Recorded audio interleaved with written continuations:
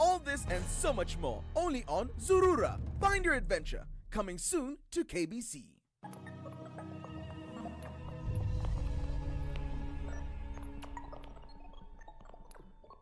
This weekend on KBC Channel 1. I have already apologized. How many times do you want me to say that I am sorry? Is 5 times not enough? And by the way, what is he even doing here? These are your students? How can you allow him to talk to you like that? Who are you doing it for? Teacher, what is happening here? I can already see the beginning of the end. Teacher, just imagine you're a robber. How do you do it? I am not a robber, neither do I plan to imagine being one. Take back your notes. Huh? You can stay with your students and your sick school. Wait, can't we talk about this? Teacher, you know the lesson ended 5 minutes ago. Excuse me. Classmates, every Saturday on KBC. Next on. Ah! Watch your step! Watch your step! Come on! Move away from here! What just happened? You mean he's dead? Well, I thought he would be a lot tougher than that, but I guess the beating was more than he could stand. By now, he's moved on. Oh, no! What I would like is that you confess how you forced Jose to commit that robbery, and that it was all your idea. Hello there. May I please speak with Miss Amaya Serrano? Who's on the line? I'm from the laboratory where she had a DNA test compared. A DNA test?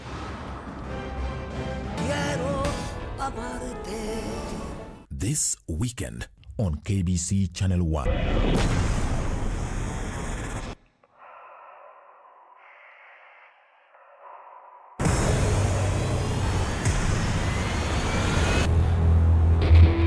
Do you know where we are? No, sir. This is Earth. The temperatures on this planet fluctuate dangerously. Everything has evolved to kill humans.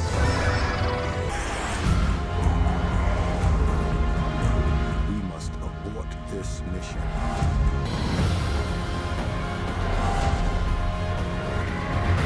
Remember, danger is very real.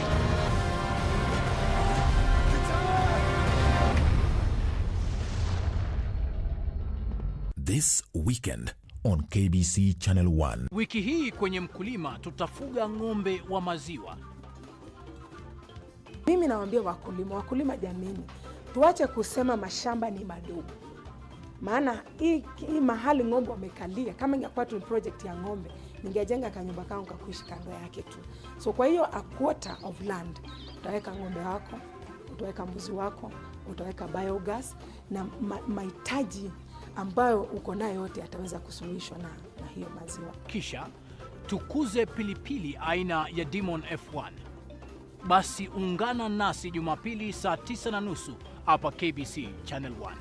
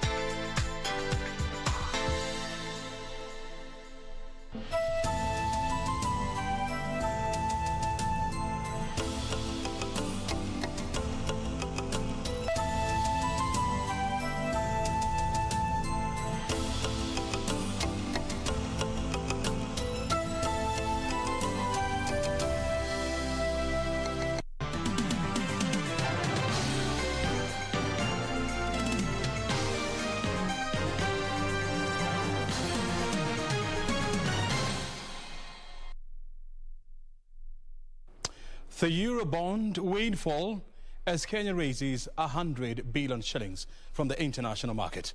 This coming at a time when the question of debt sustainability is coming to the forefront. Where will the money go? This is Business Insight. We are live from Broadcasting House at a time when the African continent is mourning the death of an icon, Zambian founding president Kenneth Kaunda succumbed today at the age of 97. We are live from Broadcasting House.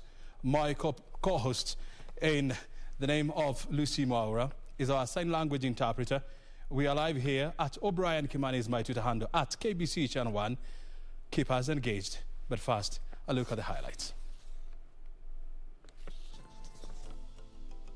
13 Western Kenya counties declared COVID-19 hotspots as curfew reviewed to start at 7 p.m. with weddings and funeral gatherings banned in zoned areas. Article 200 of the Constitution provides for Parliament to make legislation for qualifications of both voters and candidates for all elective positions in Kenya. Degrees for what? DP Ruto dismisses as unreasonable elections laws requiring candidates to be university graduates. Mimi sijatangaza, bado naanza kutetemeka, naanza kubweka. Subiri bwana, mambo bado. I'm not focused on endorsements for 2022. ODM leader Raila Odinga now says all his energies are on BBI. To jumpstart the COVID-19 ravaged economy, the wage bill to revenue and to GDP ratios must take a trajectory towards achievement of the target ratios. And a shocker for public servants as Salaries Commission applies brakes on pay hikes.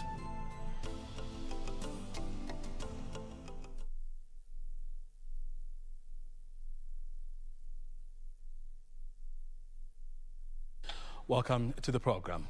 The government has declared 13 counties individually and collectively as COVID-19 hotspots. The counties, 6 from Nyanza, 4 from Western and 3 from Rift Valley, have consequently been placed under 7 p.m. to 4 a.m. curfew, among other containment measures. Following consultations between the Council of Governors and in concurrence with the National Emergency Response Committee, the 13 counties of Busia, Vihiga, Kisii, Nyamira, Kakamega, Kericho, Bomet, Bungoma, Trans Nzoia, Kisumu, Siaya, Homa Bay and Migori have been declared individually and collectively as COVID-19 hotspots. This following a surge in new COVID-19 infections that has seen the 13 counties account for 60% of the national COVID-19 caseload in the last 14 days. The positivity rate in these counties further averaging 21% against the national average of 9%. To this effect, curfew hours in the counties will be observed between 7 p.m. and 4 a.m. effective 18th of June 2021. However, curfew hours in the rest of the country remain unchanged and will continue to be observed between 10 p.m. and 4 a.m. The government has further discouraged movement between the 13 hotspot counties and the rest of the country except for essential and emergency services. All cross-border cargo drivers shall be required to possess a valid certificate indicating a negative COVID-19 test conducted no more than 48 hours before commencing journey.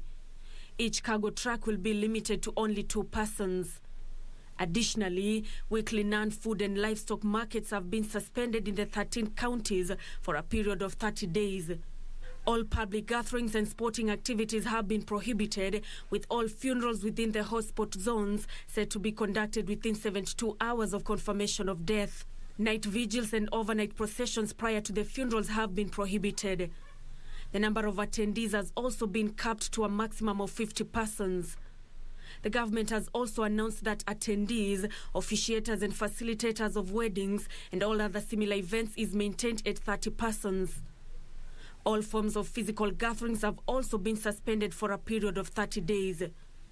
Employers in both the public and private sector have been urged to allow their employees to work from home where possible. Hospitals in the zoned counties have, in the meantime, been directed to limit the number of visitors to 1 person per patient at a time until further notice. Nancy Okware, Channel 1 News. Still on COVID matters, where Education Cabinet Secretary Professor George Magoha has ruled out the possibility of any alteration of the school calendar due to the COVID-19 pandemic. Magoha says the government is abreast of COVID-19 situations in Kenyan schools, calling on respective administrations to ensure strict adherence to all containment protocols. Education Cabinet Secretary says the government remains on high alert even as he ruled out the closure of schools due to COVID-19. The government of the Republic of Kenya is doing everything possible to ensure that our children are safe. Even these ones that have left school. Have you seen any without a mask? Look at them very well. Well adorned with masks.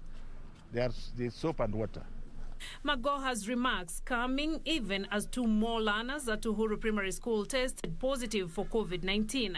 According to the Nyandarua County Chief Executive Officer in charge of health, Dr. Njenga Mungai, the pupils are responding positively to treatment even as contact tracing gets underway. They are all stable and they are undergoing home-based isolation care. So they are at home, at their homes, stable.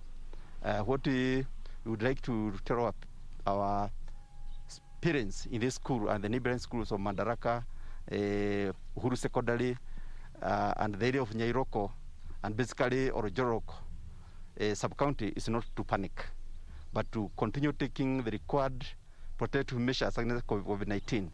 On Thursday, Kenya recorded 660 new COVID-19 cases from a sample size of 6,176 tested in the last 24 hours. The positivity rate now stands at 10.7%. From the cases, 642 are Kenyans, while 18 are foreigners. 360 are males and 300 females. The youngest is a 4-month-old infant, while the oldest is 102 years. 6 patients succumbed to the disease, bringing total number of fatalities to 3,434.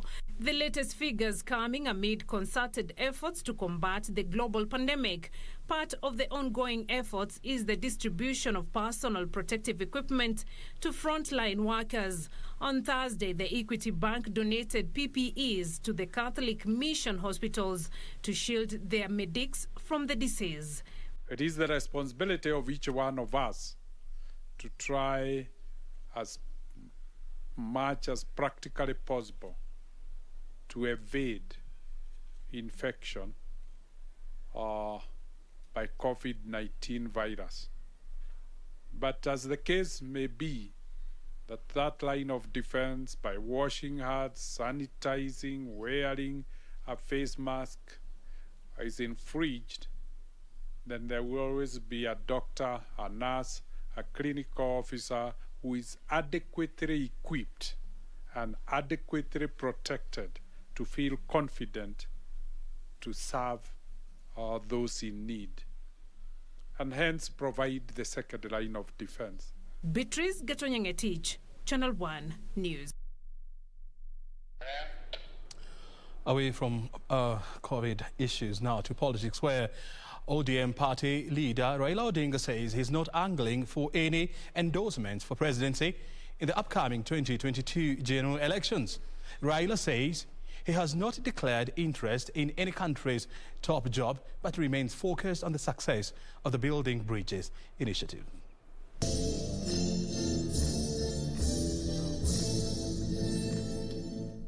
In an apparent rejoinder to remarks made by Wiper Party leader Kalonzo Musyoka, Raila Odinga says he has not sought the support of anyone in the ongoing political realignments. Lakini wengine wanasema ati hawawezi kuniunga mkono. Mimi si nimeuliza wewe uniunge mkono? Mimi sijatangaza. Bwana wanaanza kutetemeka. Naanza kubweka. Subiri bwana, mambo bado. Watu wanaongea siasa kubwa za kitaifa.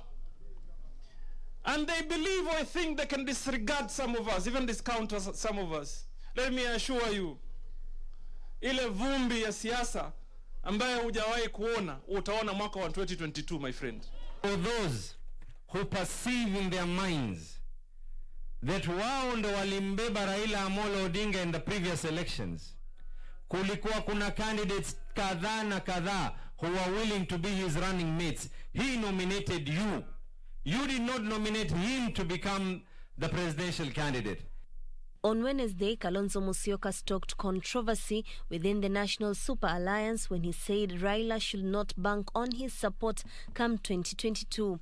For NASA, it has been tumultuous 4 years, with the 4 principals appearing to read from different political scripts since the handshake. It is unthinkable that one Stephen Kalonzo Musyoka will support Raila Amolo Odinga for the 3rd time. I would rather go to Sekuru, my friend. The former Prime Minister insisted the political class should instead direct their energies towards the proposed referendum to break the chain of perennial electoral shortcomings. Mahakama ilitupeleka BBI kwa half time. Rege ijasimama, rege imeenda kwa half time. We want our country to prosper. We want our country to grow. We want Kenyan people to love one another, help one another and support one another, not to hate each other because one is successful and one is not. Ozi watoka kwa Mwenyezi Mungu, binadamu ni sababu, sio? Raila was speaking in Mombasa during the opening of an ultra-modern cardiology lab at the Coast General Teaching and Referral Hospital. Mombasa Governor Hassan Joho called for more collaborations between counties in the ongoing war against COVID-19. Mashini hii ambayo tumeifungua leo, it is only 2 of such kind of machines in the entire continent of Africa. Na leo iko wapi? Mombasa County. We are not called County 001 for nothing, my friend. We are offering technical support in terms of human resource or human capacity to our brothers in the Lake region. Wakitaka madaktari na manasa ambaye amebobea na ufundi ambao umebobea kutoka kwetu, tuko tayari kuwapatia wapambane na janga la corona, kwa sababu hapa tulifanya vizuri. Juni Karisa Mbele from Mombasa County. Still on politics, where Deputy President William Ruto has rallied behind review of some sections of the elections law to allow a majority of Kenyans to run for elective positions. Ruto says provisions of Section 22 of the Elections Law of 2011 were unreasonable and inhibiting this, even as Elgeyo Marakwet Senator Kipchumba Murkomen plans to table an amendment to remove degree certificate requirement for those seeking to contest for Parliament and county assemblies. Deputy President William Ruto now wants the Election Law 2011 relooked at afresh. According to the Deputy President, the law, which was shelved in 2011 for 10 years, would lock out majority of Kenyans from leadership positions. The Deputy President says it was time unreasonable restrictions were eliminated on the way of voters and candidates to be able to vote or vie in an election or referendum. The Constitution, Article 200 of the Constitution, provides for Parliament to make legislation for qualifications of both voters and candidates for all elective positions in Kenya. But Article 38 of the same Constitution says and prohibits any unreasonable restrictions being placed in the way of voters or candidates to be able to vie or vote in any election or referendum. Ruto argues that it is unnecessary to demand for uniform qualifications from leaders running for different elective positions in the country. If the intention of the Constitution was to provide a uniform qualification for all those positions, then it would have provided it in the Constitution. But the Constitution realized that there are different responsibilities. There is a variety of situations in Kenya, and the Constitution expected Parliament to exercise that legislative authority in a manner that takes into account all the considerations. And former Majority Leader in the Senate, Kipchumba Murkomen, wants Section 22 of the Elections Act 2011 amended so as to scrap the requirement for an academic degree for those vying for the position of MP and MCA. Murkomen wants the act amended to only provide for proficiency in English and Swahili. Meanwhile, Machakos Governor Alfred Mutua is challenging political leaders to focus on issues instead of always invoking the name of a Deputy President, William Ruto. Mutua claims the obsession of a Deputy President by his political competitors was giving him unnecessary mileage ahead of a 2022 polls. Unajua, imekuwa siasa za Kenya ni siasa za kupanga vile watu watapinga William Ruto. Ukisikia vile Uhuru anaongea, Raila anaongea, viongozi wanaongea, wote wanalenga kumpinga Ruto. Na hiyo kila wakati kuongea mambo ambayo yanamuongezea Ruto jina inampatia sifa. Viongozi tuache kuongea kuhusu Ruto, tuongee kuhusu ni nini tutawafanyia wananchi. Ni sera gani tuwaletea wananchi. Kwa sababu tukiongea kuhusu Ruto kila wakati anapata hiyo marks ya kuongelewa kila wakati yuko kwa gazeti.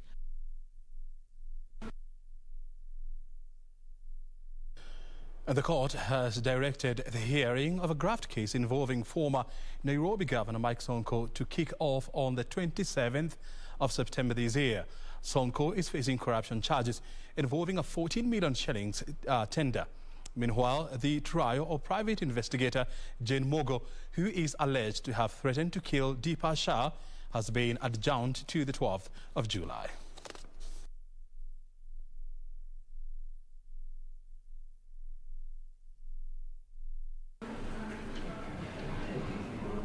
The new hearing dates have been set for a graft case involving former Nairobi Governor Mike Sonko. Sonko will be put to his defense beginning 27th of September. Sonko is facing corruption charges involving a 14.1 million shillings tender.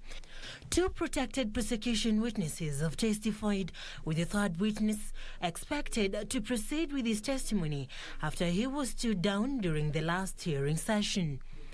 Appearing before Magistrate Thomas Nzioka, the court directed an application by the DPP seeking to adduce fresh evidence in the case against Sonko and his co-accused persons will be heard on the 31st of August before trial magistrate Peter Ooko. Meanwhile, the trial of private investigator Jane Mogo of alleged death threats on Deepa Shah has been adjourned after prosecution say they did not have an interpreter in court. Appearing before Chief Magistrate Martha Mutuku, the court directed that the case be heard on the 12th of July. Mogo is out on a cash bill of 100,000 Kenyan shillings. For Channel 1 News, I'm Serafina Robbie. You're watching Business Insights. Of course, we are live from Broadcasting House. Our first break is well deserved, and thereafter we'll be back with more stories. This is KBC Channel 1.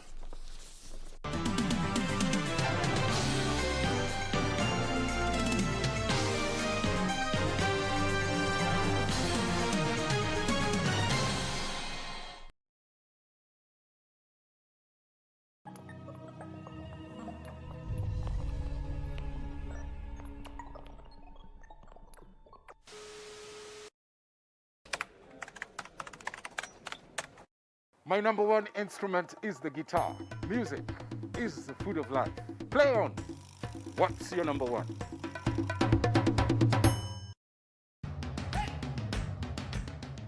Bwana Motiso, pikipiki yako ndio hii. Uko shwani yangu. Hii pikipiki ni unakumbuka uniekelea the lowest unique bid yako ilikuwa ngapi? 18 shillings. Na unajua kuendesha hii gari?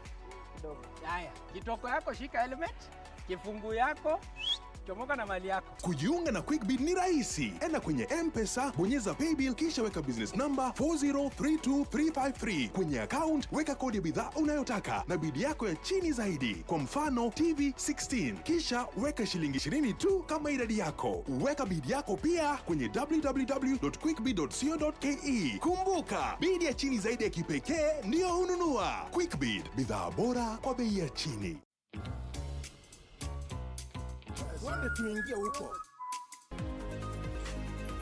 Did you know that during this time of COVID-19, you can reach us on our toll-free line 0800-724499 or email us on comments@ira.go.ke. You can also visit our website at www.ira.go.ke or follow us on our social media platforms. Now you know. IRA, promoting insurance protecting the insured. Malaria ni ugonjwa hatari sana unaoua watu wengi hapa Kenya. Japo kuko na corona, hatari ya malaria bado iko. Mtoto huyu alikuwa na joto jingi, kutetemeka, kuumwa na viungo na uchovu. Alikimbizwa hospitali ya umma ambako sheria za COVID-19 huzingatiwa na ni salama kwa shughuli ya upimaji. Vipimo vilionyesha kuwa ana malaria na papo hapo daktari akampa dawa za malaria na kumshauri azimalize, na ili kujikinga wawe wakilala ndani ya neti iliyotibiwa. Malaria husambazwa na mbu. Walio hatarini ni watoto wa chini ya miaka 5 na akina mama wajawazito. Kupimwa na kutibiwa ni bure katika hospitali zote za umma. Usisahau adui malaria. Zero malaria huanza na mimi. Chukua jukumu leo. Komesha malaria. Ujumbe huu umeletwa kwenu na Wizara ya Afya. Simojifanya ni washindani. Ngoja usiku ifike. Mimi ni paka mwitu, nitakupa pura. Ni usiku sasa, matatizo kuna nini? Mtume! Nilikwambia wacha kuzungumza na mwanamke. She has no respect. Coming to my party. Wacha kunipiga, nipige. Kuwa makini sana ule mke wako. La usivyo tukugarimu. Mamako mwenyewe. Wewe usiniudhi. Sawa, wewe ulimwona mamangu. Huwezi kunisaidia. Nenda zako. To you too. Cheers.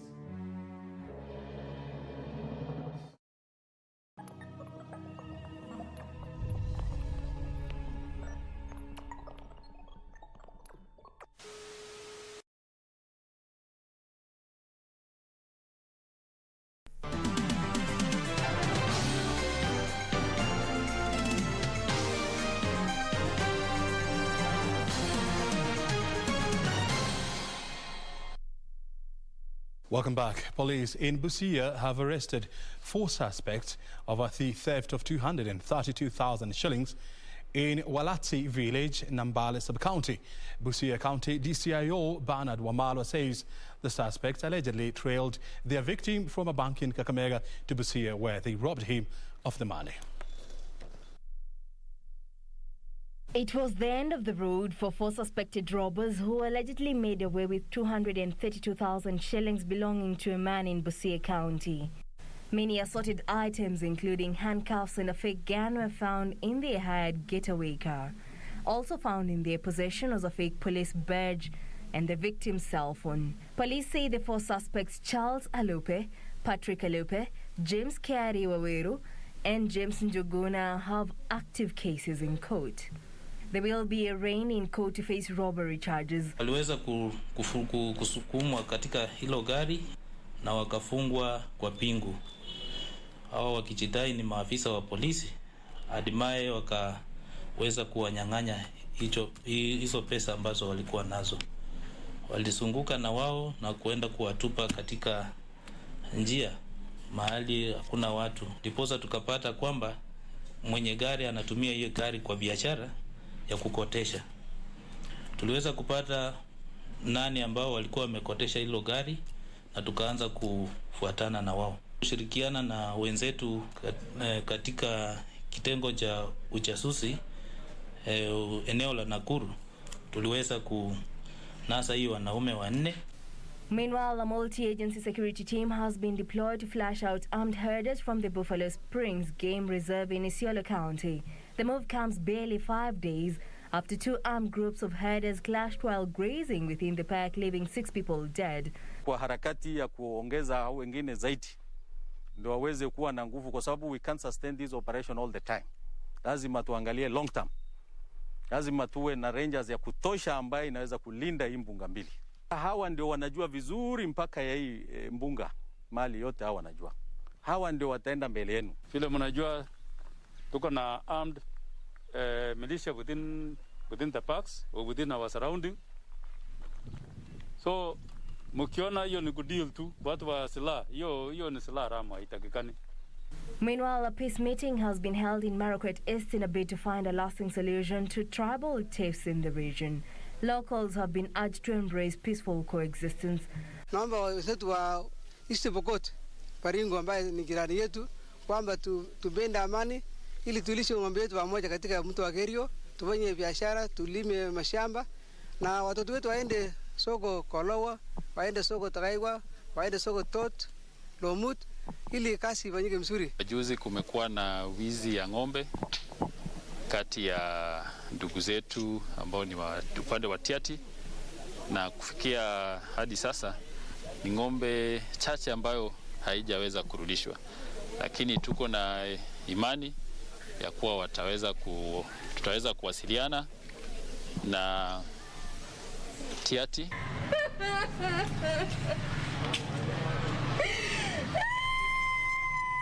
Finally, there was drama at the Kitui Low Court following the acquittal of a Catholic priest accused of causing grievous harm to his alleged lover. The complainant, Veronica Musali, broke into a loud wail outside the courtroom, saying she had been denied justice. The accused, Father Japheth Move Kimanzi, who was formerly attached to the Kitui Catholic Diocese Kabati Parish, hurriedly left the court premises after a grueling 6-year criminal trial, which culminated in his acquittal. Mimi sijapata haki, but ninaomba haki. Nipate haki kwa mtoto wangu, kwa sababu mtoto wangu amekuwa mlemavu, haoni na atembei. Na mimi niko na mzigo mwingi sana. Ni mimi tu nalea mtoto wangu. Reporting for Channel 1 News, I'm Jackie Wambui.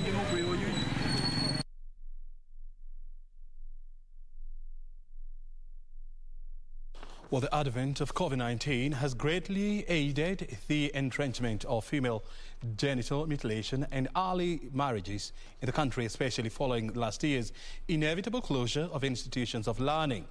Children rights activists now fear the government's commitment to eliminate the two outlawed cultural practices by next year may not be achieved after all. We say no to beating. Organizations advocating for children's rights have raised their alarm over the rise of outlawed practices that continue to impede on the rights of the girl child, which they say have been on the rise as a result of the containment measures that continue to be instituted due to the coronavirus pandemic. A caucus formed by 9 organizations dubbed Girls Not Brides Kenya says though there are laid out policies to fight FGM and early marriages, stakeholders must pull together if these vices are to be eliminated by 2022. An Africa fit for children is an Africa without FGM and without child marriage. We have made some steps towards ending child marriage, but we are not yet there as a country. We want to make a call to the government of Kenya to actualize the commitment that the president made on ending child marriage and FGM. One more day for children. Executive Director Helen Gadogo noted that some communities, especially in central Kenya, are now embracing female genital mutilation. Eunice Kilundo says lack of capacity for parents and guardians have forced them to marry off their children. She called on the government to inject more resources towards actualizing President Kenyatta's commitment to ending these practices by the year 2022. This COVID situation has worsened the situation of child marriage and FGM. The fact that children were at home for a prolonged period of time exposed them to these vices. These children, because of lack of economic capacity for parents and caregivers, many of them have opted to marry their children off. The group has held a 3-day summit at an Nanyuki hotel, strategizing on how to support the president's commitment. Wote tutajizatiti, tufanye kazi pamoja, tunaweza kumaliza janga hili la ukeketaji la wasichana hapa nchini Kenya.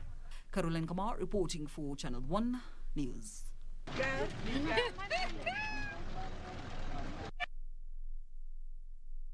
Residents of Kwarene in Oljorolok constituency of Nyandara County have staged a peaceful demonstration to protest the alleged grabbing of public land by a private developer. The locals want the county government and the Ministry of Lands to intervene to have the land reverted to public use.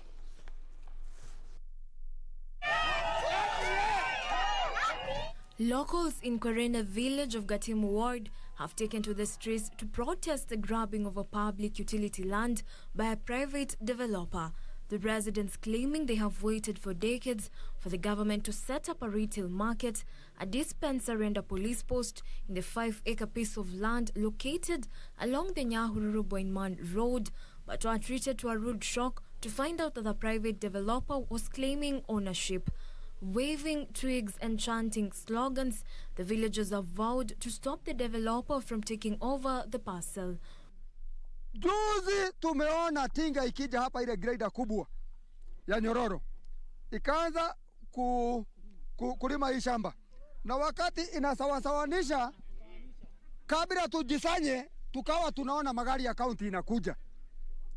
Kwa hivyo tukajua sasa county imejiandaa kutujengea hospitali na kutujengea ile police post tulikuwa tunagojeaga na kutujengea soko. Baada ya tinga kuondoka, tukasikia mwenye sasa anasema yeye ndio mwenye hili shamba. Ameanza kusema wale wazee walikuwa wanamsumbua waliaga. Hapo ndio tukajua hapa mambo haiendi vizuri.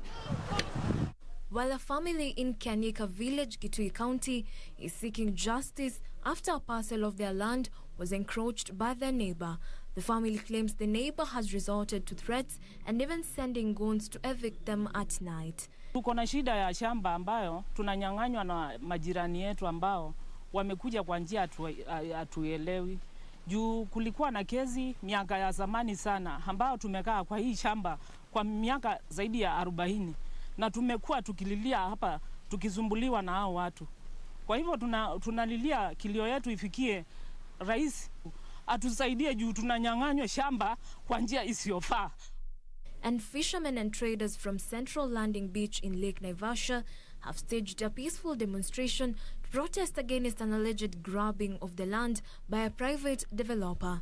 The only gazetted landing beach now faces closure after Parsley Company took over the land where the facility is located.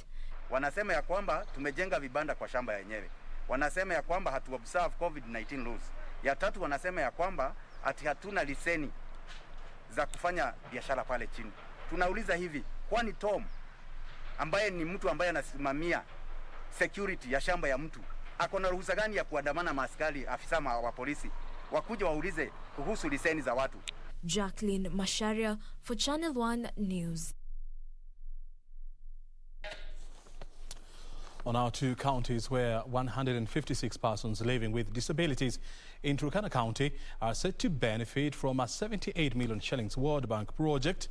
The project is to help them access social services, expanding economic opportunities and enhancing environmental management. These and more next in our County News Roundup. The 48th Kenya Medical Association Scientific Conference held in Kisii County provided a platform to discuss how to leverage on technology to upscale access to healthcare services to the public. Kenya Medical Association President Dr. Andrew Were hailed the potential of technological advancements in attending to patients. There's been a decrease of patients visiting the hospitals because of the issue of COVID and people fearing to get COVID infection. And I think this is a good opportunity where we can be able to invest telehealth technologies to ensure that even from the comfort of your home, you're able to access health services, you're able to see a doctor, you're able to prescribe medication. And for those who have chronic diseases, then we can use the same technology to be able to follow you up so that to improve the quality of care that you do get.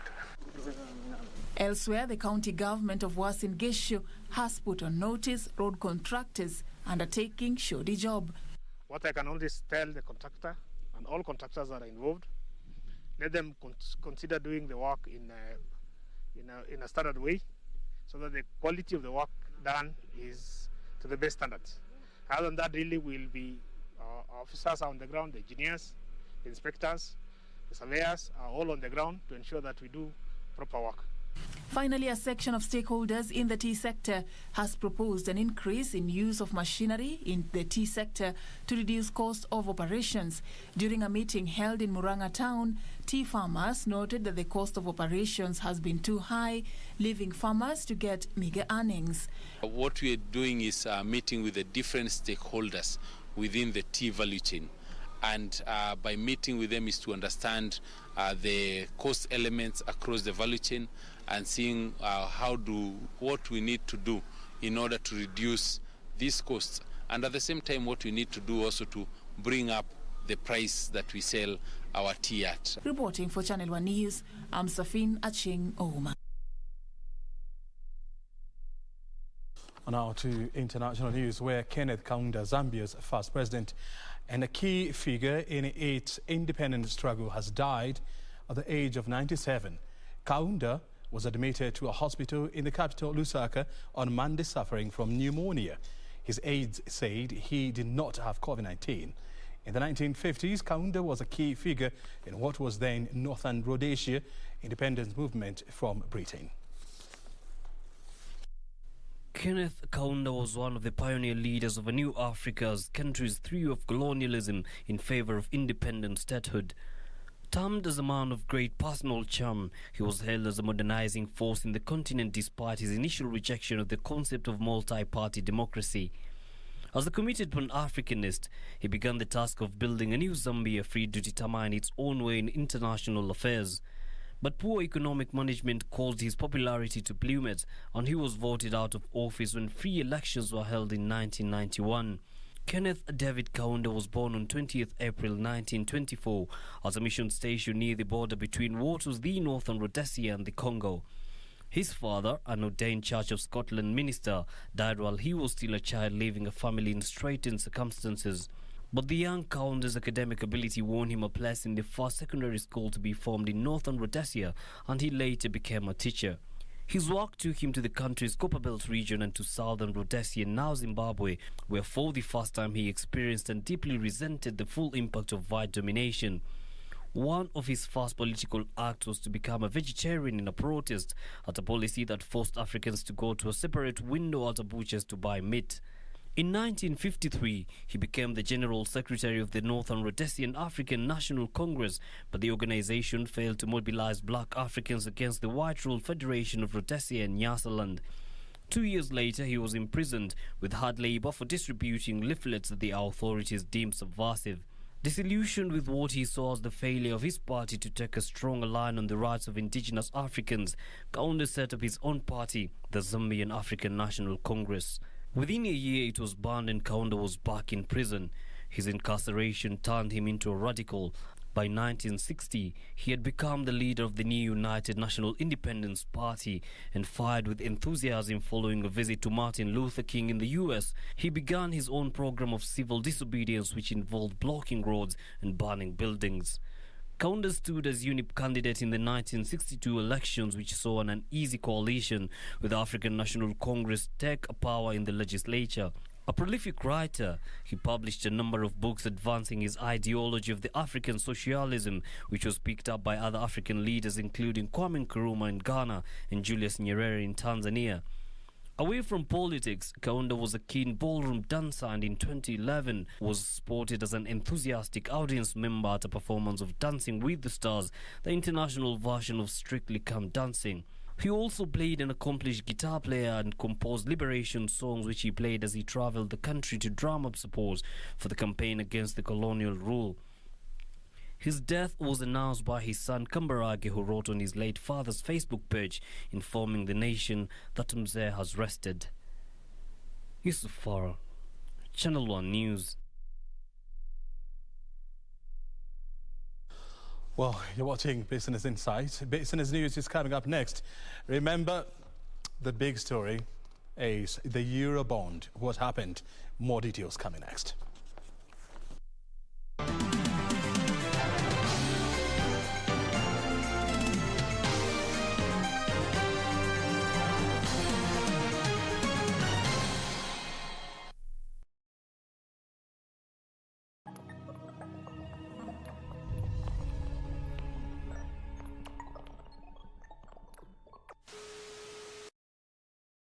In 5, 4, 3, 2, 1, tick.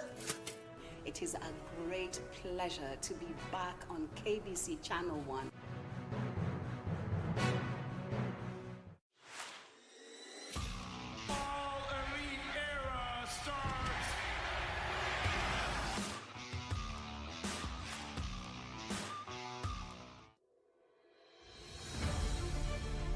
If you have been in contact with someone who is suspected or has tested positive for COVID-19, self-quarantine for 14 days and call 7194 for help. Self-quarantine restricts movement and the spread of the disease and protects your family, friends and community from being infected. During self-quarantine, you are advised to stay in a separate room, disinfect surfaces and clothing with appropriate disinfectant, avoid sharing household items, including utensils, towels and beddings, do not receive visitors, wear an appropriate face mask if you must be around other people. COVID-19 is preventable. Protect yourself, family and the community. This message has been brought to you by the Government of Kenya and its partners. Kupata skiza tune ya usifadhaishwe, dial star 811, star 815 hash.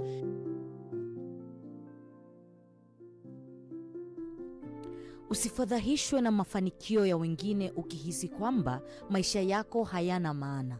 Kumbuka wengi huzungumzia tu mafanikio yao na si changamoto walizozipitia na ni mara ngapi walianguka. Tia bidii, muda wako utafika. Ili kupata skiza tune hiyo ya usifadhaishwe kwa simu yako, dial star 811 star 815 hash, star 811 star 815. Eldoret, Chamge, get ready. The Insurance Open Day is here. The Insurance Regulatory Authority, in partnership with the County Government of Uasin Gishu, is bringing the insurance message to you. Join us from 16 to 18 June 2021 at the Central Primary School grounds and learn about insurance. Insurance companies and other financial regulators like the Retirement Benefits and the Capital Markets Authorities will be present to educate you on the various financial services and products available in the market. IRA officers will be present to address any concerns and clarifications on your insurance policies. Entry is free and all Ministry of Health COVID-19 protocols and guidelines will be observed. Get to Eldoret. IRA, promoting insurance, protecting the insured.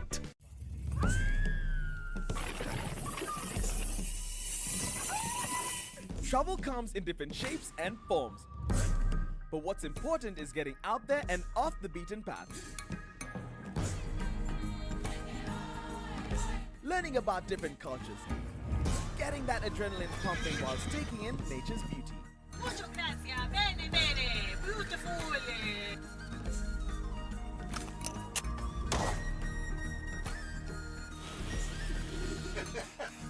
This season, we're proud to show you our home, that being Kenya. All this and so much more, only on Zurura. Find your adventure, coming soon to KBC.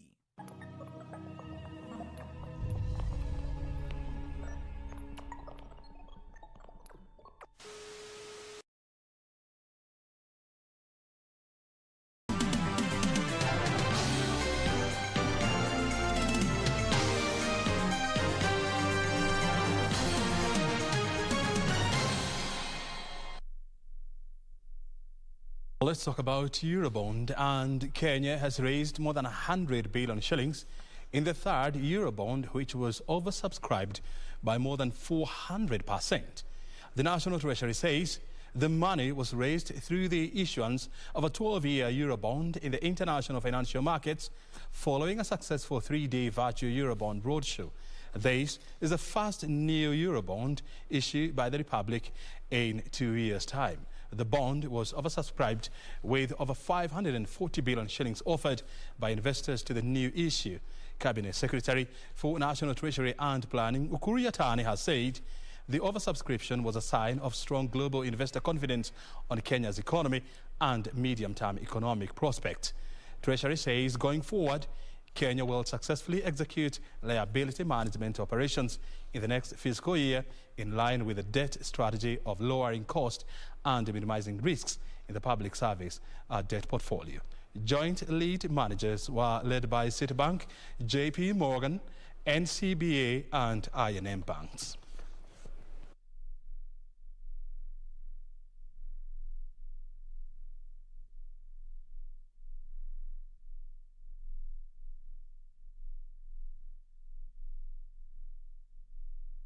And of course, do stay right here for more analysis on the Eurobond, the third. Well, the Capital Markets Authority has cautioned Kenyans against investing in unregulated products offered and promoted by unlicensed firms or unapproved entities.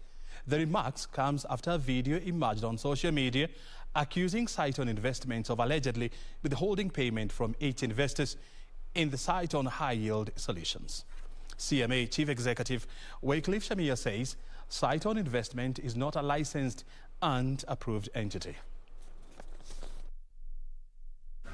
The Capital Markets Authority and Saiton Investments have had frosty relations, highlighted by numerous court battles over decisions by the regulator and products offered by the firm.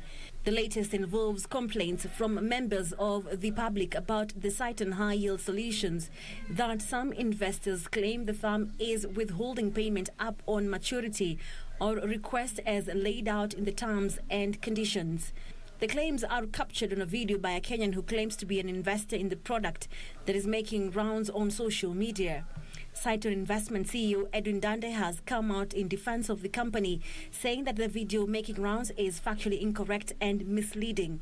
But Capital Markets Authority CEO Wycliffe Shamia, in a caution to members of the public to exercise prudence when investing, says the Capital Markets Authority confirms that Saiton Investment is not a licensed and approved entity, while warning that those who invest in unregulated products offered or promoted by unlicensed and unapproved entities risk a loss of their investments.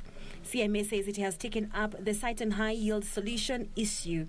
Shamaya says investors who are affected by investing in unregulated products should report to the Capital Markets Fraud Investigation Unit, which is currently investigating the issue for criminal violations for investors in the Saiton high-yield solutions. CMA is also advising the investing public to check the licensed and approved entities on its website.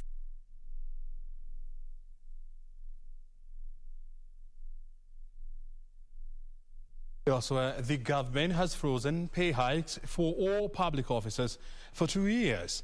The Salaries and Remuneration Commission cites fiscal challenges and efforts to tame runaway wage bill as the main reasons. Hardest hit will be teachers and elected officials who have in the past been clamoring for a pay hike. For the last 6 years, the government has been battling a stubborn high public wage bill that has increased from 526 billion in 2013-2014 to 827 billion shillings in the current financial year. The bill has worsened in the last 5 years as most counties embarked on a hiring spree to complement their existing workforce.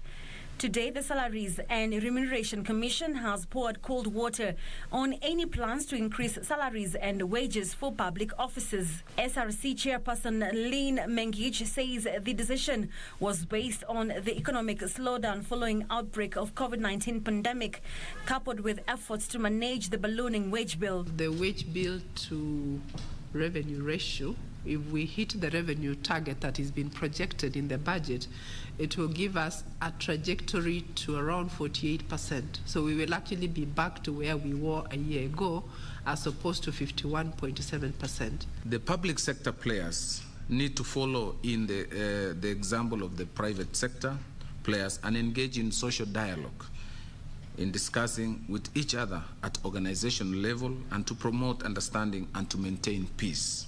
According to the SRC, in the 2019-2020 financial year, the wage bill increased by 32 billion shillings as compared to 795 billion shillings in the 2018-2019 financial year. A fiscal consolidation strategy from the National Treasury to International Monetary Fund indicates that the government will freeze hiring and pay hikes to reduce to 5.4% of GDP in 2020-21 to about 3% of GDP by 2022-2023. The SRC, however, says ongoing pay talks in various institutions will proceed as planned. Mengich says the pay hike freeze is expected to tame the unsustainable wage bill as the government redirects the thin resources to strategic priority areas that will jumpstart the COVID-19 ravaged economy. To release resources for investment in the priority areas, the wage bill to revenue and to GDP ratios must take a trajectory towards achievement of the target ratios. The fact that COVID pandemic has hit us very hard as a people, and it's during these moments that we have to engineer new ways of finding solutions. SRC says based on the performance of the economy, National Treasury will advise the Commission when the review can be done.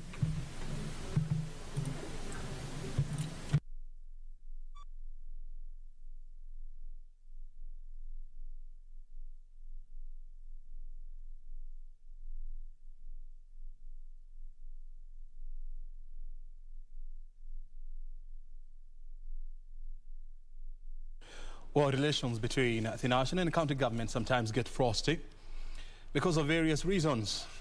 But did you know that there is an institution whose role is to ensure there is harmony between the national and county government?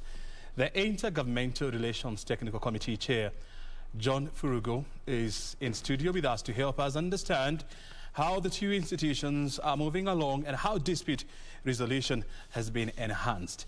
Thank you very much indeed, Chair, for joining us here. I want to hear from you. Almost 1 year since the new team came into office. Of course, you had a full entry. What have you managed to achieve as a team? I would say thank you to be in the studio today to inform Kenyans that there is an institution called Intergovernmental Relations Technical Committee, which is an independent office founded under Article 6 of our Constitution, principally to be an entity of the government that cultivates and maintains intergovernmental relations between the national government and the county governments. At the inception of a devolved system of governance, the two levels of government were allocated functions by the Constitution as per Schedule 4, Part 1 and Part 2, and therefore, in the execution of these functions, the two levels are expected to work interdependently.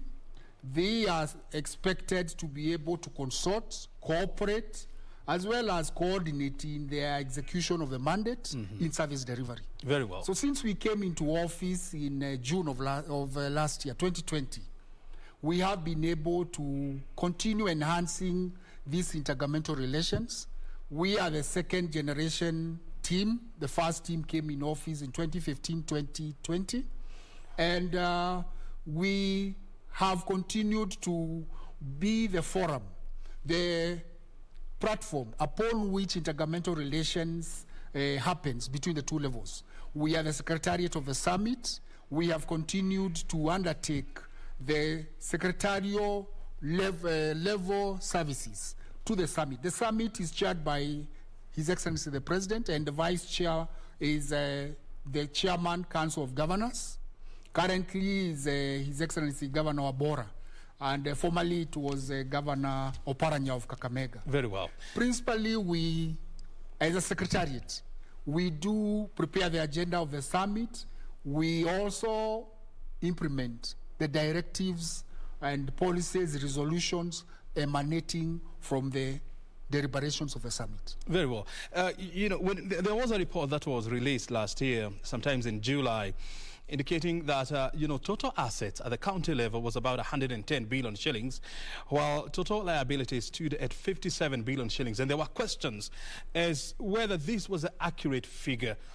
As a commission, well, you have to be a commission, but as a committee, have you managed to verify whether these are the actual figures as we stand? I would say that the pioneer team was able to collate that information, and we have also been able to now analyze the report and come out with the liabilities and the assets of the de facto local authorities, the ones that were 175, today inherited by the 47 county governments. The velocity of that information, the summit approved evaluation that is being steered by the Ministry of Lands, so that the Ministry of Devolution is able to coordinate all the agencies, an interagency team that is undertaking now that valuation of what details were captured, so that the veracity is authenticated and the transfer is done to the county governments. And the settlement, we have also provided the settlement options, how those debts may be resolved, so that the county governments do not inherit what liabilities were left behind by the local authorities. Those settlement options have been provided, approved by the summit, and transmitted to National Treasury. It is upon National Treasury to work together with the county governments in first providing for those liabilities within their budgets, or look at what assets they may transfer. to the national government, so that in the process we are able to settle those debts. And with that, then the county governments would have a clean bill of health to be able to move forward without the baggage of those liabilities. And something else that we have seen is that we've seen some lenders attaching bank accounts of various county government. For example, I think it was in 2016 when the accounts of Nairobi City County were attached because of non-payment or non-servicing of debt. Are these counties really capable of servicing these debts? I would say that counties have the mandate of undertaking procurement of services and goods, and they have a capacity to be able to meet the debts. The pending bills issue that has been there for long, that the county governments are grappling with, comes with the pace and the timeliness of the release disbursement of the allocations to the county governments. You are aware, like right now, the county governments are grappling with the non-disbursements for the last 4 months. And of course, when all that money, that 102 billion that is awaited, Treasury has indicated it will release 40 billion for now. But when that money is released, and then if MIS is shut because we are closing the financial year, it obviously incapacitates the county government's ability to be able to pay. However, that notwithstanding, the procurement programs that the county governments have must be able to speak to the budgets that they have, so that they do not overshoot the budgets they have. They buy, procure services and goods within the budgets allocated, so that then they do not have pending bills when the time comes for them to pay. They do not have something overrunning what budget they are allocated. There is also the need for them to prudently be able to measure, tailor their cloth within the available, their dress within the available cloth. And we have also had, from the auditor, the officer of the Auditor General, raising questions about some counties and about whether they are having what we call prudent physical management in their spaces. And the question has been raised as to how serious are counties adhering to the PFM Act. Is this something that is within your purview, and are you looking into these issues? Yes, it is within our purview, and I would say that there has not been any abuse by the county governments. There would be misallocation, misappropriation, where the allocated revenues maybe are misdirected to programs that initially were not planned for. I would want to say this. PFM Act, Section 100, provides that if any county government is operating its financial systems out of the PFM law, the National Treasury, the Controller of Budget, would work together to stop for the stoppage of the disbursements. That means that they would have no allocations, they would have no transactions, even within themselves. Everything would be shut. We have not seen that in the last 8 years that we have had devolution. It means, therefore, we have challenges. I'm not absolving the counties from that 100% they are operating well. We have challenges, especially on adhering to what they declare as budget and then what they implement. In the implementation is where we have the challenges. And no wonder we have a pending completion of projects. We have also issues where we have pending bills. So we have lack of a certain percentage of prudency that is required to be improved. But essentially, we would say that they are sticking, but there is always room for improvement. There is room for improvement. And we have also seen a situation whereby some county chiefs, have faced impeachment on allegations or accusations of, misappropriation of public funds. And we have a case of the Wajir governor, even though the issue is still in court. We have also seen the case of Nairobi governor. As a committee, have you picked up these issues? And there was a time when you implored county governments to focus, or national county assemblies to focus on service delivery, as opposed to engaging in a lot of fights with county governments. Yes. These issues, how are you addressing them? Those two items that you have, the two counties you have cited, of course, the matters are still in court. And many others have issues. They have been flagged up by the controller, the Auditor General. It means that there are issues. We are not absorbing them from financial impropriety and such kind of things. But however, we have the aspect where whenever those issues are flagged up, the Senate picks them in the Auditor General's reports, and the respective counties are called upon to explain, to account. And if the explanations are found to be prudent, to be, they are able to substantiate what are the issues, the questions, the audit queries that were raised, it means that they are absorbed from any impropriety.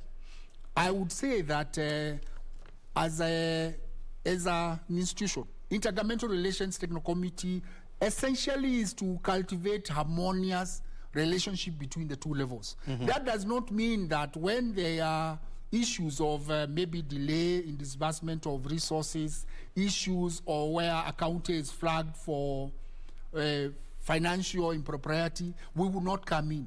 We are enhancing the issue of public participation, the issue of accountability of leadership. Those are the aspects that we call upon the citizenry of respective counties to participate in the budgetary process, making process, budgetary implementation process, and budgetary accountability, where the county assemblies are the oversight. They offer oversight. But when we engage with county assemblies, you find most of them want to implement the projects, which is the responsibility of the county executive. Them is to allocate the budget and oversight the county executive. So the county assemblies need to really stick to their job, and we would have better oversight, better accountability of the allocated resources than this situation where they demand we want ward resources, which ward resources they go down to influence, and therefore the prudency and the impropriety now becomes a mix. There is a fusion. Yet we are supposed to be independent arms so that we are able to exercise the aspect of accountability, the oversight by the county assemblies. And when you look at the Auditor General's report for the year 2019-2020, the report said that there was more than 15 billion shillings that could not be accounted for because of governance challenges.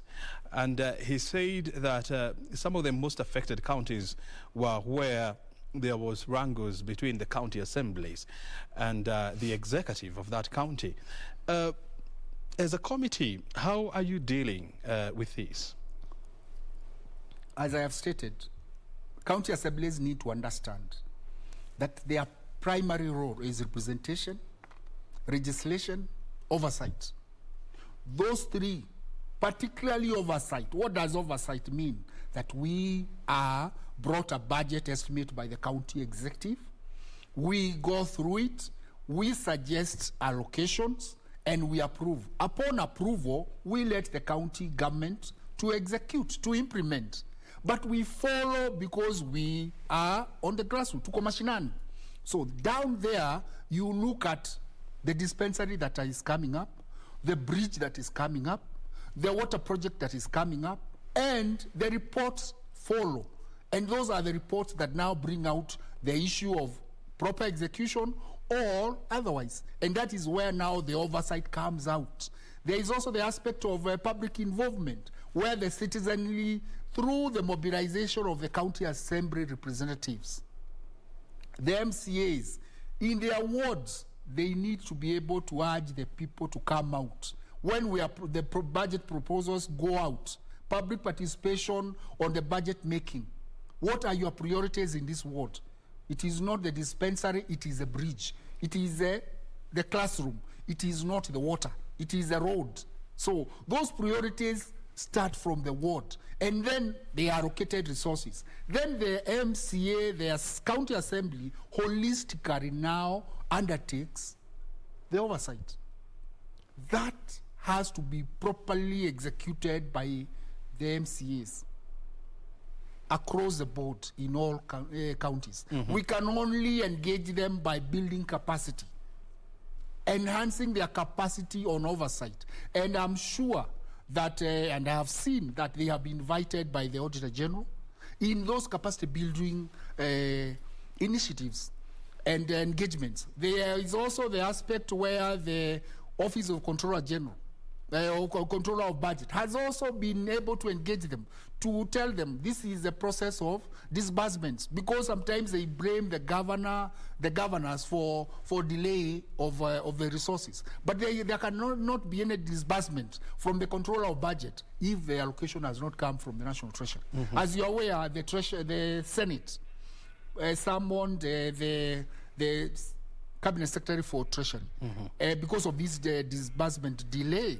And they have suggested that the National Treasury, together with the Central Bank, explore a way of opening a special account for the county government's shareable revenue allocation. Upon the approval of that budget, upon the approval of the division of revenue, the 370 billion that is expected throughout the year to go to the counties should be deposited in that account, so that subsequently, upon request, just like how they request today from the Controller of Budget, the Controller of Budget would go to that account, and there would be no issue of effects from of revenue changes and such challenges. And that way, we would now be able to ensure that there is a continuous flow and disbursement, timely as the law provides, quarterly, but not like now where we have had 4 months of delay. So there are avenues that even us as IGRTC, we are working together with other stakeholders of devolution for the overall and ultimate success of devolution, to ensure, because whenever there is a stoppage of disbursements, services are affected, and the mwananchi equally is affected in the benefits of the service that would have come. So we are working with the stakeholders to ensure that the disbursements continue, and we are happy that the Council of Governors has not adopted a confrontational stance. Previously, we have had confrontations, but this time there is consultation, cooperation, and we are seeing it bearing fruits, like what we have seen of 40 billion promised by the National Treasury CS, and we expect that subsequently the rest of the resources would be released. And we have also seen a situation whereby, you know, counties, because of these disbursement delays, they have been unable to service their debt obligations. And as we are talking now, you know, suppliers and service providers, you know, they have not been paid. And as we talk, counties have an accumulated debt of more than 30 billion shillings. How best are you advising the county government to pay that debt and to ensure there is continuity of service providence? I am aware that in 2020, January, the current CS for Treasury flagged up 11 counties which had lagged behind in settling debts, pending bills. And the 11, there was stoppage of any quarterly disbursements until they come up with a schedule in which they will be able to execute settling the debts that they have. They provided that written schedule, and it was accepted by the National Treasury and the Controller of Budget. Since then, which means that schedule should have been implemented by deducting the money at the source. I am not aware what transpired, because these debts would have been settled by July of 2020. But it's never happened. Because that was the agreement that give us a schedule that by 2020 you will have no pending bills. And they gave the schedule. The money was released, and upon that schedule, that is what would have now followed to clear that. So there is lack of sync between the control of budget, what the counties also commit to be able to in settling these pending bills. But you also agree with me that Treasury is also part of the problem, because when they delay disbursements, of course there is a pile up of debt. How do we ensure that a situation like this is not allowed to prevail? Some of the issues are beyond the control of the Treasury. Obviously, let's say this. For example, who anticipated there would be COVID? And there was that budget of 2019-2020. So in 2020, the third quarter of 2019-2020 budget, we had to reallocate. The National Treasury had to reallocate all these resources that were there to mitigate and fight the pandemic. You are aware that in the same year, His Excellency the President, working together with the National Treasury, there was that the tax reliefs that were given. You know that January of this year, they were to go for 1 year. January of this year, the citizens, the business community were urging the government, don't remove the reliefs. Let us continue enjoying the reliefs, because even as the revenues are raw, it is not only in Kenya that the revenue collection is raw, it is globally. The economies have slumped. We do appreciate the efforts that the National Treasury has done. We also appreciate the relief that His Excellency the President had been able to extend to the business community. But after it was lifted, this is when we are having these challenges of where the resources would come from. And National Treasury is also hard put. As a matter of fact, the counties themselves, in their own generated revenue, that is supposed to be 100%, which they declare, has slumped with a 60% level. It means what has slumped or gone down in the counties has equally gone down at the national level. So we are asking the national government to disburse resources which it doesn't have, which it gets from us by taxes, by revenues. And therefore, we are in such a situation where all of us have to do a give and take. We have to, again, readjust our belt and obviously, continuously go on pulling up our socks as the economy picks up.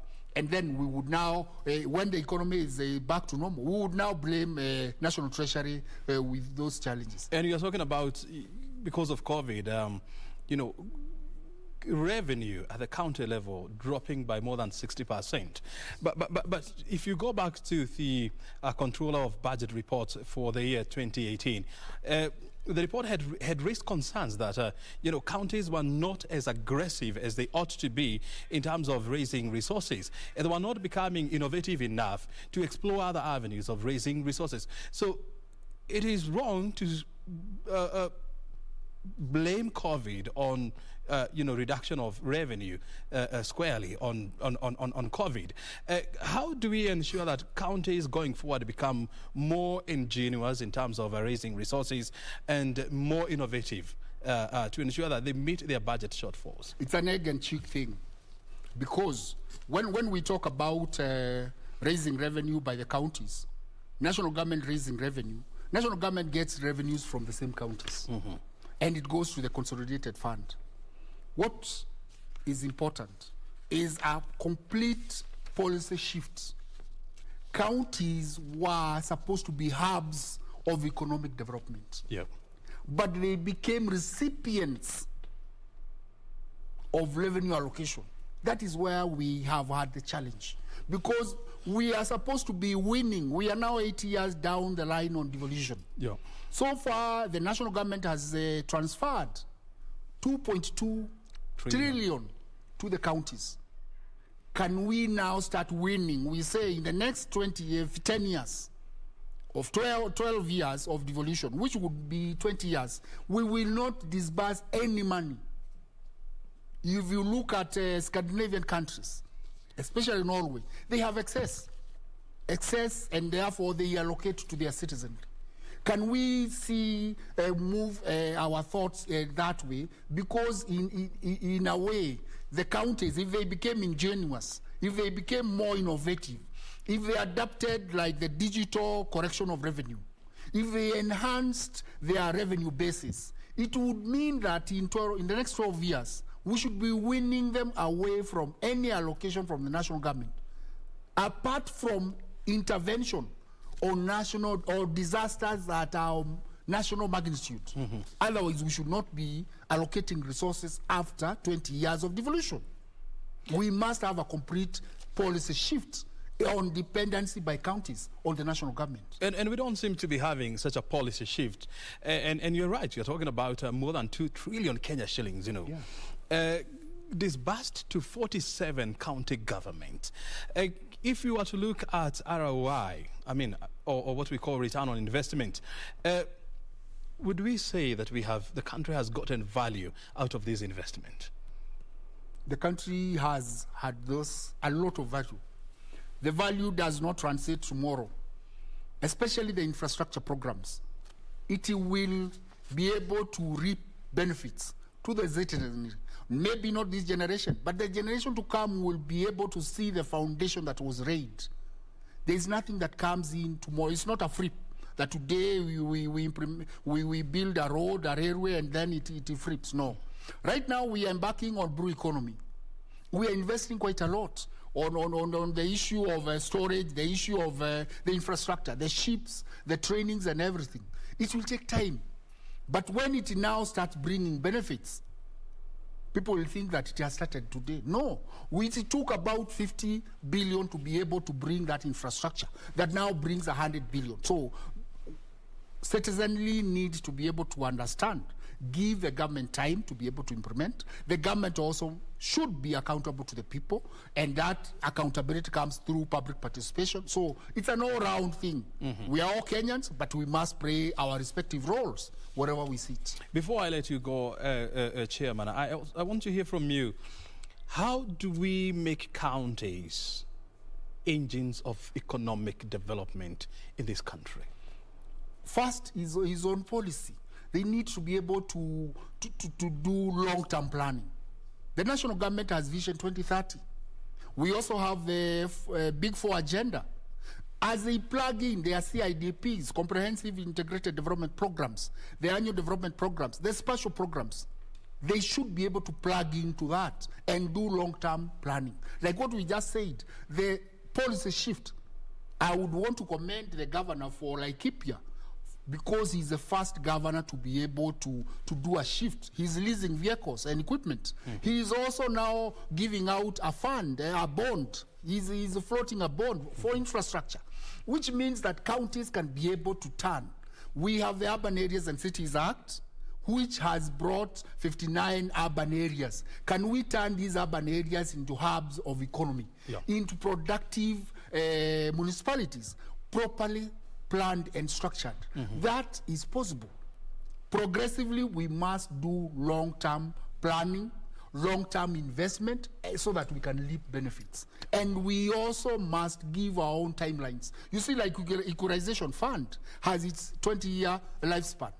For the counties, 14 of them, which were lagging behind education, roads, health, water, so that they are able to be in tandem and at the same level with the marginalized coming together to be at the same level.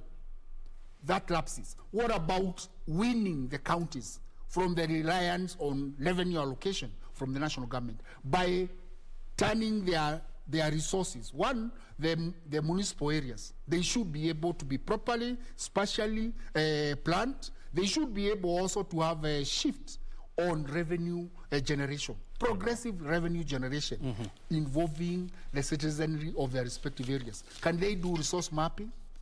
Our counties are well endowed. Can they do resource mapping and work with the national government to bring in investors in their respective areas? Very good. Yes. Very well.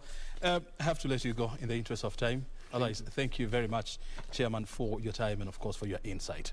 Thank you. That is John Furugu. He is the chairperson of the Intergovernmental Relations Technical Committee, joining us here to help us understand how we can make counties centers for economic growth. You're watching Business Insight. Let's move on, where the Kenya National Highways Authority, Kenya, has rolled out a countrywide operation to implement compliance with actual load limits in efforts to protect roads from destruction by overloaded vehicles.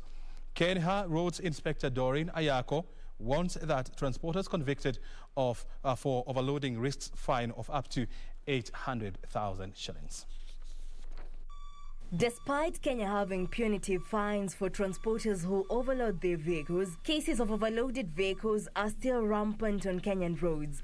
This has prompted the Kenya National Highways Authority to launch an operation to enforce compliance to ensure that motorists adhere to axle load limits. Our main mandate as axle load team is to protect the most expensive utility in Kenya, that is the road. It is the most expensive utility we have here in Kenya and anywhere in the world. So we are here to protect its well-being. Kenya's road network is an asset estimated to be worth 3 trillion shillings, hence they need to protect the roads. Here in Embu, as is the case in other parts of the country, she says those transporting construction materials are the most notorious for overloading vehicles. The other thing we are here for is to encourage the transporters to come out in large numbers. It is not offensive to harvest and transport sand here in Kenya. It's not a crime. So we encourage them to come out, but complied. There are several circles that control the sand transporters. Some of them have been able to rein, most of them have been able to rein on their members. But very many trucks, some trucks do not belong to any circle. And therefore, they are not under the control of any circle. And therefore, that is the challenge, that is what is bringing us a lot of challenges. The Kenya National Highways Authority warning of stiff penalties for those convicted to the axle load limits. If I find you with a gross vehicle weight overload of more than 10 tons, I'll fine you 400,000. And if I find out that you have committed this offense before, it will be twice the price, the fines. That is the 800,000 shillings. So it's not small money.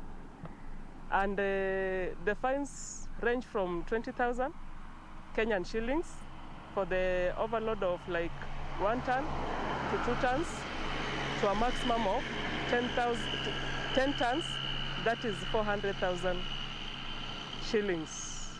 Since the launch of the operation on different roads across the country, Ayako says compliance has improved with fewer overloaded vehicles nabbed in recent days.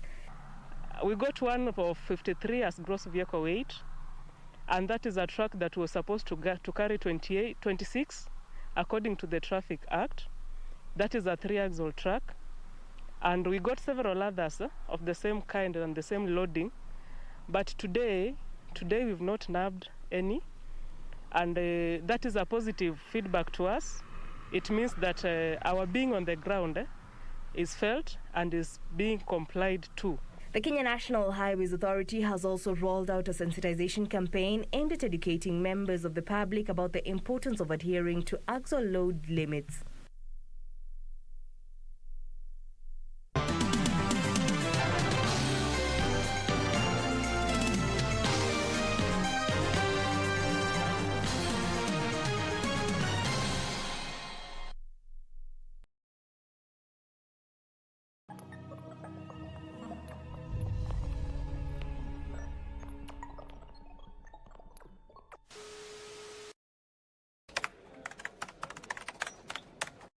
So what is my number one favorite football team? Ingwe. My number one meal? Engoho Nendevusuma. What is your number one?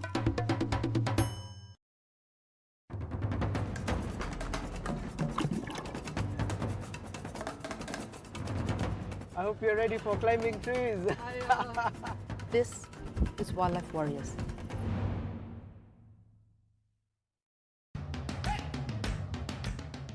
Bwana Motiso, Pikipiki yako ndio hii. Uko shwani yangu. Hii pikipiki ni unakumbuka uniekelea the lowest unique bid yako ilikuwa ngapi? 18 shillings. Na unajua kuendesha hii gari? Kidogo. Haya, kitoko yako shika helmet, kifungu yako chomoka na mali yako. Kujiunga na QuickBid ni rahisi. Enda kwenye M-Pesa, bonyeza paybill kisha weka business number 4032353. Kwenye account weka kodi ya bidhaa unayotaka na bid yako ya chini zaidi. Kwa mfano TV 16. Kisha weka shilingi 20 tu kama idadi yako. Weka bid yako pia kwenye www.quickbid.co.ke. Kumbuka, bid ya chini zaidi ya kipekee ndio ununua. QuickBid, bidhaa bora kwa bei ya chini. It's coming and it's big. Believe me. Keep watching.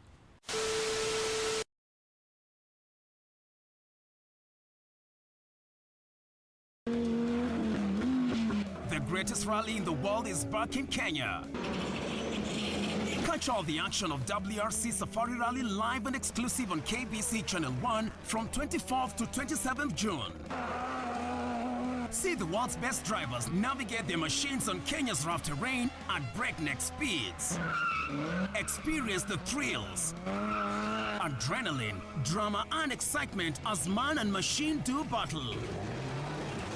Don't miss out. WRC Safari Rally, live and exclusive on KBC Channel 1, your true sports partner.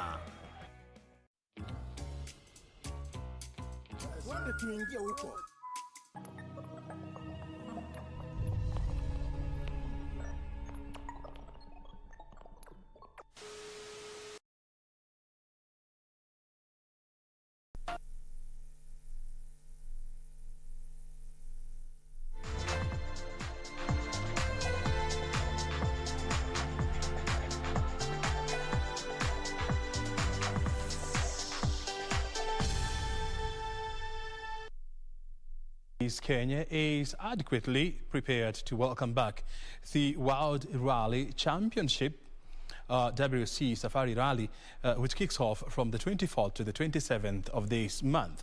The President has also urged motorsport enthusiasts who will be attending the event to act accordingly, insisting that it had taken the country years of negotiations and preparations to restore Kenya's status in the World Rally Championship.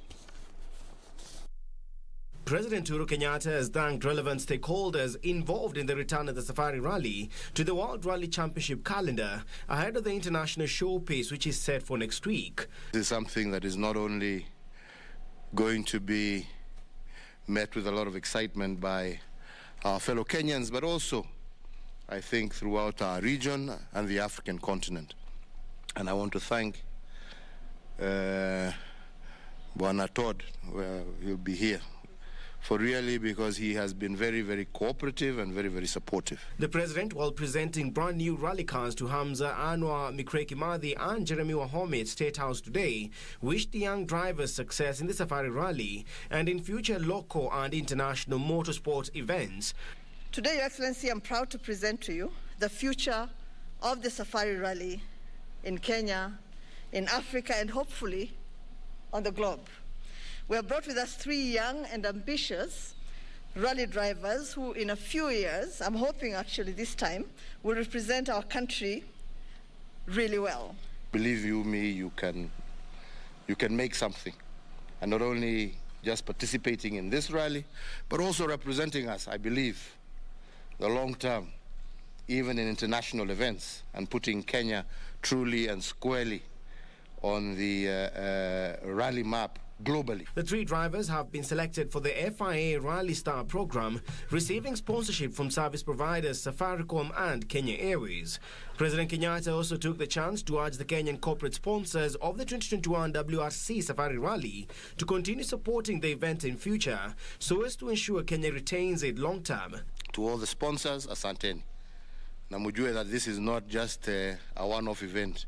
We'll be looking to you to help us maintain this rally here in Kenya. We're holding this event in the midst of a crisis, of an epidemic, but I'm certain, even after we visited with Amina to see the trials not so long ago, very happy to see that COVID protocols were being maintained all across, and I'm sure that that will continue. 58 rally drivers, including 34 Kenyan racers, are set to participate in this year's Safari Rally, which will take place from the 24th to the 27th of June.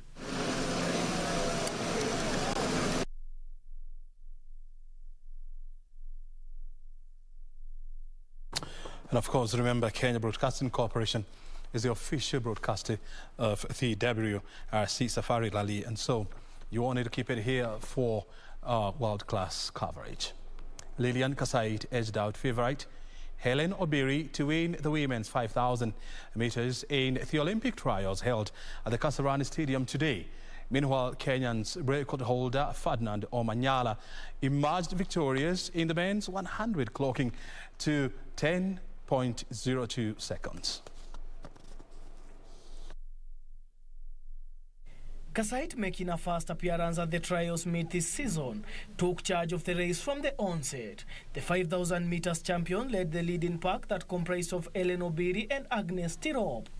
Kasait crossed the line in 14 minutes and 52 seconds, ahead of Helen Obiri, who settled for the second position. Agnes Tirop completed the podium dash. Tunapoenda Olympic, natarajia mazuri sababu najua huko mbele ni iko na a lot of competitors, so Kenya naomba tu Mungu atupe good health kama Kenya team na tuende tufanye vizuri. Nimekuwa na a lot of challenges, injuries this season, but ilinipatia hope kuwa it's the only medal I'm missing in my career, but for now niko na ticket.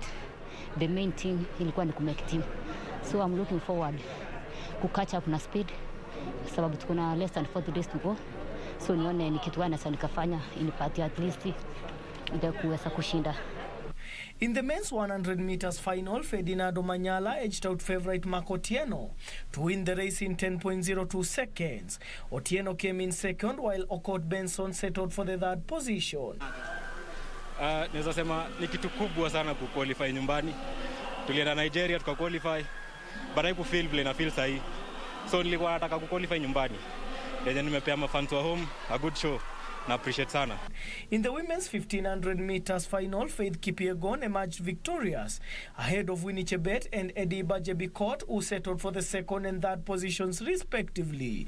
Daniel Mwendwa for Channel 1 Sports.